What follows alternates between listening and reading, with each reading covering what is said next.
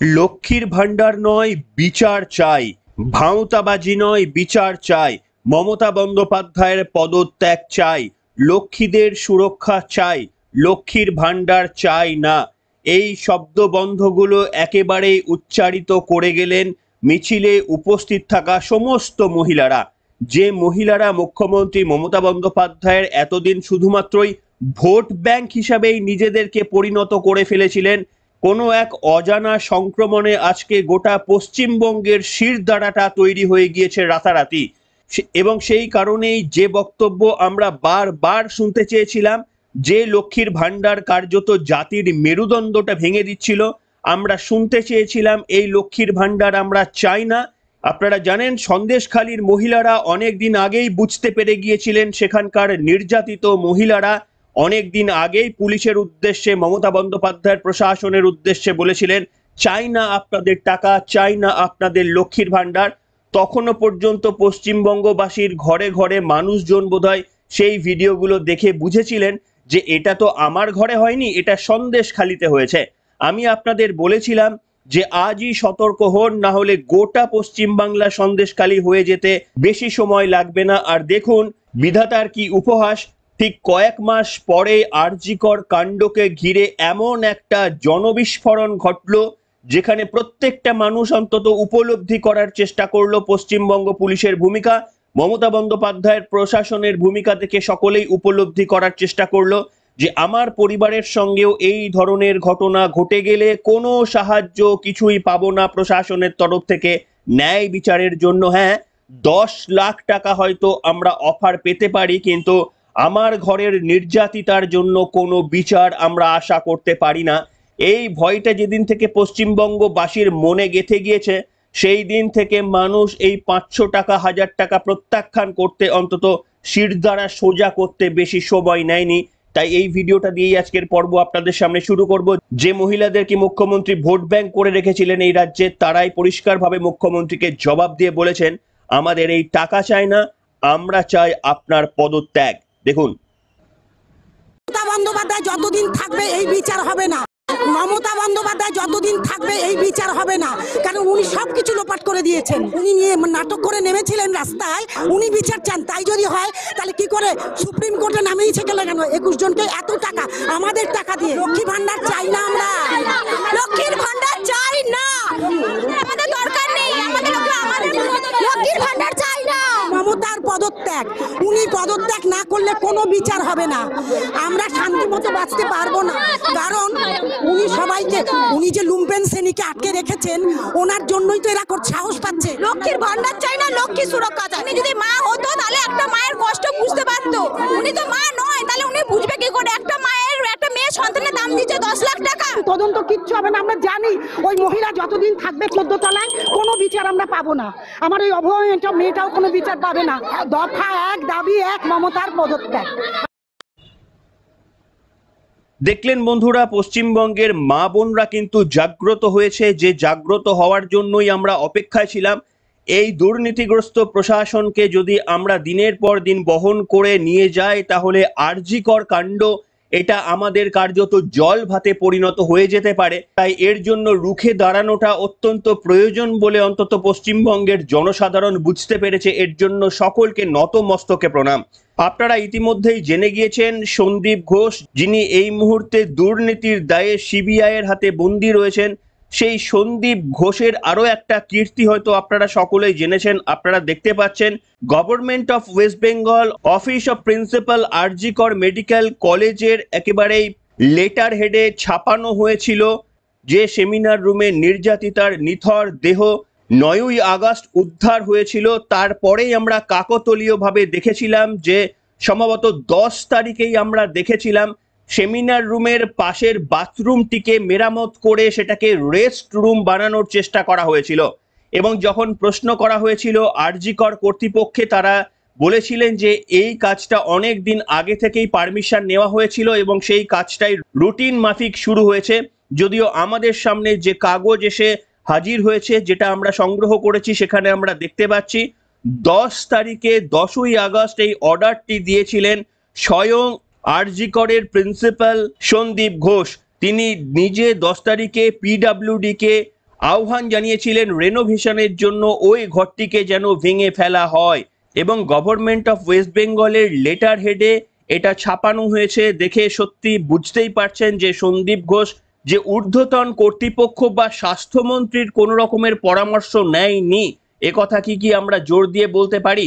তাহলে কি মুখ্যমন্ত্রীর অনুমোদন ক্রমেই কি সন্দীপ ঘোষ এই ধরনের লেটার হেডে তিনি পিডাব্লিউডির জন্য একেবারে রেনোভেশনের জন্য আমন্ত্রণ জানিয়েছিলেন সেমিনার রুমের পাশের হলটি? এই প্রশ্ন কিন্তু উঠতে শুরু করেছে। তবে এই আন্দোলনকে চাপা দেওয়ার যথারীতি চেষ্টা হচ্ছে আর 5টা যে আন্দোলন গড়ে ওঠে পশ্চিমবঙ্গে সেগুলোর মতো করে। আপনারা জানেন পশ্চিমবঙ্গে যখনই একটা আন্দোলন গড়ে ওঠে তখনই এমন একটা ভিডিও চলে আসে যেটা কার্যত আন্দোলনকে কিছুটা ভোঁতা করে দেয়। সেরকমই গতকাল থেকে একটা ভিডিও আমরা ভাইরাল হতে দেখেছি, যে ভিডিওটা নির্যাতিতার বাবা এবং মায়ের একটা বক্তব্য, যে বক্তব্যে তারা পরিষ্কারভাবে বলছেন যে আমাদেরকে কোনো রকমের টাকার অফার করা হয়নি। অথচ 4 তারিখের রাত্রির বেলায় আরো একবার ছাত্রদের ডাকে রাত্রির দখল হলো। আরজি করে যখন উপস্থিত ছিলেন নির্যাতিতার বাবা এবং মা, সেইখানেই নির্যাতিতার বাবা পরিষ্কারভাবে বলেছিলেন ডিসি নর্থ আমাদের পাশে একটা গলির মধ্যে গিয়ে ডেকে আমাদের ওই অবস্থায় টাকার অফার করেছিলেন। আমি জানি আপনারা অনেকবার সেই ভিডিও বা অডিওটা শুনেছেন, তাও আরো একবার তথ্যের জন্য শোনাতে চাইবো শুধু ওই অংশটি যেখানে এই মারাত্মক অভিযোগ করেছিলেন নির্যাতিতার বাবা গত 4 সেপ্টেম্বর। শুনুন। যখন আমার মেয়ে দেহ আমার ঘরে সাহায্য ছিল তখন ডিসি নর্থ আমাদের ঘরের একটা গলিতে ঢুকে ঘরের ভেতরে তিনি আমাকে টাকা দেওয়ার চেষ্টা করেন এবং তার জবাব দেওয়ার আমরা সঙ্গে সঙ্গে কি জবাবটা দিই। ডিসি সেন্টার ইন্দিরা মুখোপাধ্যায় বারবার দেশ করে মিথ্যা কথা বলছে, মিথ্যাচারণ করছে। কারণটা কি কারণে আমরা করছি এই জিনিসটা, তাই কিন্তু আমাদের একটা বিশাল প্রশ্ন আমাদের সবসময় মনে আসছে। শুনলেন বন্ধুরা, এই মারাত্মক যখন একটা অডিও বা বার্তা যখন আমরা পেলাম, যখন পশ্চিমবঙ্গবাসী স্তব্ধ হয়ে গেলাম, পুলিশ প্রশাসনের উচ্চপদস্থ কর্তারা কিভাবে একজন নির্যাতিতার পরিবারকে টাকার অফার করতে পারেন পাশে ডেকে নিয়ে গিয়ে, এবং তাদের এখতিয়ার রয়েছে কিনা টাকার অফার করার, টাকা যদি সত্যি ক্ষতিপূরণ হিসাবে দেওয়ার কোনো রকমের মনোভাব থাকে সেটা মুখ্যমন্ত্রী প্রশাসনিক কর্তৃ হিসাবে তিনি করতে পারতেন। কিন্তু রাজ্য পুলিশ প্রশাসন কেন এই দায়িত্বটা তুলে নিলেন, তাও আবার কোন দিন, যেদিন সরাসরি এই খবরটি পেয়ে একেবারে স্তম্ভিত হয়ে গিয়েছিলেন ডাক্তারনির বাবা এবং মা। সেই দিন তাদেরকে টাকা অর্থাৎ ঘুষ দেওয়ার কেন চেষ্টা হয়েছিল, এই প্রশ্ন যখন উঠতে শুরু করেছে, যখন গোটা পশ্চিমবঙ্গবাসী স্তব্ধ হয়ে গিয়েছে রাজ্য পুলিশের ভূমিকায়, তখনই হঠাৎ করে আমরা দেখলাম আরো একটা নতুন ভিডিও যেটা তৃণমূলের তরফ থেকে সামনে নিয়ে আসা হলো। সেই নির্যাতিতা বাবা এবং মায়ের আরো একটা বক্তব্য আপনারা শুনেছেন কিনা জানি না, এবার আপনাদের শোনাতে চাইবো সেই ভিডিওটা, যেখানে বলা হচ্ছে, যেখানে আপনারা শুনতে পাবেন নির্যাতিতার বাবা এবং মা বলছেন না আমাদেরকে কোনো টাকা অফার করা হয়নি। আসুন এই ভিডিওটা আপনাদের শোনাবো, শুনুন ভিডিওটা। একটা প্রচার হচ্ছে বিভিন্ন জায়গাতে পুলিশ প্রশাসন থেকে নাকি আপনাদের কোনো আর্থিক টাকা নিয়ে এসে দিয়ে ধামাচাপা। কিভাবে বললো এটা? এইটাই তো হচ্ছে টিভিতে কিভাবে বললো? আমরা আমাদের এই সম্মেলনের কথা বলার কোনো দরকারই প্রয়োজন কি আছে? এমন কোনো ঘটনাই ঘটেনি।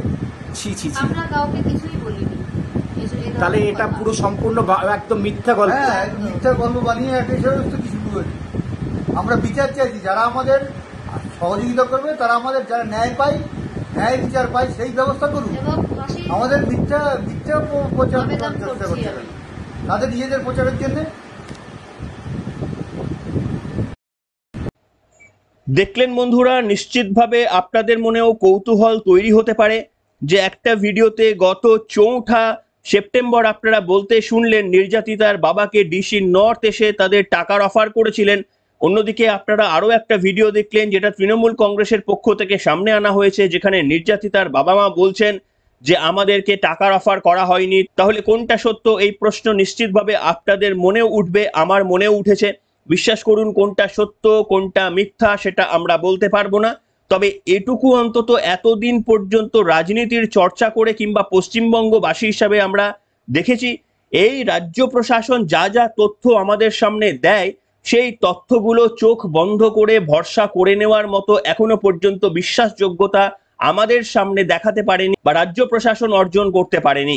কিন্তু যাই হোক, আপনাদের শোনাবো এই বক্তব্যটি নিয়ে যখন সাংবাদিকরা নির্যাতিতার বাবা মায়ের কাছে গিয়েছিলেন যে আপনারা কি এই ধরনের বক্তব্য বলেছিলেন যে আপনাদের টাকার অফার করা হয়নি, যদি বলে থাকেন তাহলে গতকাল কেন বললেন যে আপনাদের কাছে টাকার অফার এসেছিল। এই প্রশ্নটি যখন সাংবাদিকরা করেছিলেন তখন নির্যাতিতার বাবা মা আরো এক বিস্ফোরক তথ্য দিয়েছেন। তারা বলেছেন যে যখন আমরা ওই বক্তব্যটা বলেছিলাম তখন তদন্ত পুলিশ করছিল এবং আমাদের ওপর চাপ দিয়ে এই বক্তব্যকে আদায় করে নেওয়া হয়েছিল বলে পরিষ্কারভাবে জানিয়েছেন নির্যাতিতার মা, নির্যাতিতার বাবা একসঙ্গে।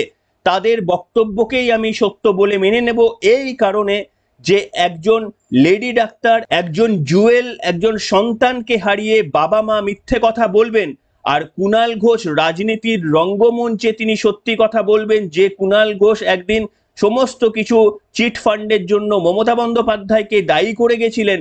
আজকে সেই কুণাল ঘোষ যখন মমতা বন্দ্যোপাধ্যায়ের গুণকীর্তন ছাড়া আর কিচ্ছু করতে জানেন না, সেই কুণাল ঘোষের আনা ভিডিওকে বা তৃণমূল কংগ্রেসের আনা ভিডিওকে আমরা সত্য বলে মেনে নেব এবং নির্যাতিতার বাবার কথা আমরা মিথ্যা বলে মেনে নেব, এটা হতে পারে না। তাই নির্যাতিতার বাবা কি বক্তব্য বলেছেন এই ভিডিওটি তৃণমূল কংগ্রেস প্রকাশ্যে আনার পর সেটি আপনাদের শোনাটা জরুরি। শুনুন।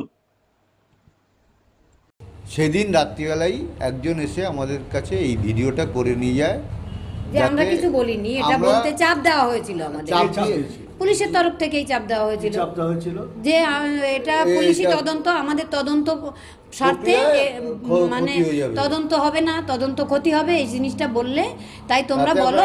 আমরা বলিনি এইভাবে, আমরা বলতে বাধ্য হয়েছি, চাপে পরে বাধ্য, আমরা তখন আমরা আমাদের এইভাবে চাপ দেওয়া হচ্ছে, আমরা বাধ্য হয়ে বলেছি আমরা এই কথা যে তখন তো কেসটা এই ভিডিওটা করে এবং পুলিশের সেটা কাছে দিয়ে রাজনীতি দলের কাছে কি করে গেলাম আমরা এটাই। তবে ভিডিওটা আমরাই করে বলেছিলাম, এটা একদম সত্যি, কিন্তু বলতে বাধ্য হয়েছিলাম আর কি, এটা সত্যি। এটা কি ভেবেছিলেন যে এটা আপনার মেয়ের তদন্তের হ্যাম্পার হতে পারে? হ্যাঁ, তখন বোঝানো হয়েছিল। কি বোঝানো হয়েছিল? যে পুলিশের কাছে তদন্ত আছে, পুলিশের নামে আবার বদনাম করছো তোমরা। হ্যাঁ, এটা তো স্বাভাবিক, তখন ভয় পাওয়ারই বিষয় ছিল। তারপরে পুলিশের গতিবিধি দেখে তৃতীয় দিন তো আমরা পুলিশের গতিবিধি, পুলিশের কথাবার্তা শুনে আমাদের মনে হলো যে বিষয়টা ওরা মানে অন্যদিকে নিয়ে যাওয়ার চেষ্টা করছে। তখনই তো আমরা হাইকোর্টে যাই এবং হাইকোর্টের কাছে ভালো এজেন্সি চেয়েছিলাম এবং তারা সিবিআইকে ভালো মনে করে সিবিআইকে দিয়েছে। শুনলেন বন্ধুরা, পরিষ্কারভাবে বললেন যে তদন্ত করছিল পুলিশ, সেই কারণে আমরা চাপে পড়ে আমাদের ওপর চাপ দেওয়া হয়েছিল, তাই আমরা ওই ধরনের বক্তব্য বলেছি বলে পরিষ্কারভাবে নির্যাতিতার বাবা মা বললেন। দেখুন, এই মুহূর্তে অন্তত আমরা আরো একবার বলে দিই আপনাদের, নির্যাতিতার বাবা মা মিথ্যা বলছেন, এই ধরনের বিশ্বাসযোগ্যতা আমাদের নেই বা আমরা বিশ্বাস করতেও রাজি নই। হ্যাঁ, এটা বিশ্বাস করতে পারি যে আমাদের রাজ্য প্রশাসন, পুলিশ প্রশাসন, বিশেষ করে তৃণমূল কংগ্রেসের মুখপাত্ররা মিথ্যা কথা বলতে পারেন, এটাতে আমাদের খুব একটা অবাক হবার কিছু নেই বা আমরা এটা একেবারেই বিশ্বাস করতে পারবো না এমনটা 100% জোর দিয়ে বলতে পারবো না। আমরা তাই ধরে নেব নির্যাতিতার বাবা মা যা বলছেন তাই সত্য এবং সেটাকেই আমরা ধরে নিয়ে বলতে পারি যে ভাবুন কতটা চাপ দেওয়া হয়েছিল, সেটা কিন্তু নির্যাতিতার বাবা মা পরিষ্কারভাবে বলছেন। আর এত কিছু তথ্য যখন সামনে চলে আসছে তখনই বোধহয় পশ্চিমবঙ্গের প্রত্যেকটি মানুষ বলতে চাইছেন যে আপনি লক্ষ্মীর ভাণ্ডারটা দয়া করে ফিরিয়ে নিন। আপনারা জানেন যে 10,000 টাকা করে ট্যাব দেওয়ার যে পরিকল্পনা ছিল, সেই পরিকল্পনা মাফিক সমস্ত ট্রেজারিতে টাকাও সময় মতো পৌঁছে গেলেও হঠাৎ করে রাজ্য প্রশাসনের তরফ থেকে সিদ্ধান্ত নেওয়া হয়েছিল যে এখনই ওই টাকা দেওয়া হবে না। তার কারণ মুখ্যমন্ত্রী কোথাও গিয়ে ভয় পেয়েছিলেন পুজোর বোনাসের মতো ছাত্রছাত্রীরাও যেভাবে রাস্তায় গিয়ে নির্যাতিতার পক্ষে বিচার চেয়ে আন্দোলনে নামছেন, তারা বা তার পরিবাররাও কোথাও গিয়ে এই 10,000 টাকা আবার ফেরত না নিয়ে দেন, এবং যদি ফেরত দিয়ে দেন তাহলে এটা খুবই সংক্রমণ রোগ, গোটা পশ্চিমবঙ্গে যদি ছড়িয়ে পড়ে তাহলে আরও একবার পরাজয়ের লজ্জায় মুখ আমাকে ঢাকতে হতে পারে। সেই জন্য তিনি তড়িঘড়ি সেটা আপাতত স্থগিত করে দিয়েছিলেন। আর ঠিক এই প্রসঙ্গেই হয়তো আমার মনে হচ্ছে এমনও একটা দিন আমরা দেখতে পাবো যেখানে পশ্চিমবঙ্গের একটা বিপুল সংখ্যক মানুষ মুখ্যমন্ত্রী মমতা বন্দ্যোপাধ্যায়ের প্রশাসনের দেওয়া 1,000 বা 1,200 টাকাকে প্রত্যাখ্যান করবে। এই রকমও দিনও কিন্তু যদি খুব শীঘ্রই চলে আসে তাহলেও কিন্তু অবাক হওয়ার কিছু নেই। তার কারণ যেভাবে মানুষ স্বতঃস্ফূর্তভাবে আন্দোলনে সামিল হচ্ছেন, বিশেষ করে প্রথম যে ভিডিওটা আপনাদের সামনে দেখালাম, মানুষ কিন্তু প্রস্তুত রয়েছে নিজের ঘরের লক্ষ্মীকে বাঁচাতে। ওই 500, 1000 বা 1200 টাকার কাছে কেউ মাথা ঝোঁকাতে এখন আর কেউ প্রস্তুত নয়।